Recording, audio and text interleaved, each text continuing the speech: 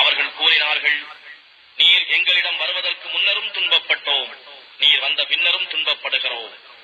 அதற்கு அவர் கூறினார், உங்கள் இறைவன் உங்களுடைய பகைவர்களை அழித்து உங்களை பூமியில் அதிபதிகளாக்கி வைக்கக்கூடும்.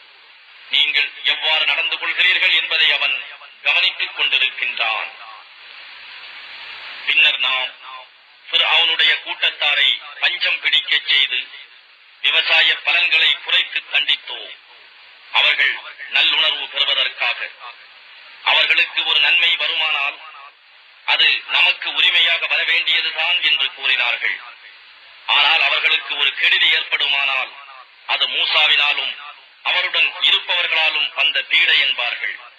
அறிந்து கொள்ளுங்கள், அவர்களுடைய இந்த துர்பாக்கியமெல்லாம் அல்லாஹ்விடம் இருந்தே வந்துள்ளது. எனினும் அவர்களில் பெரும்பாலோர் இதனை அறிந்து கொள்வதில்லை.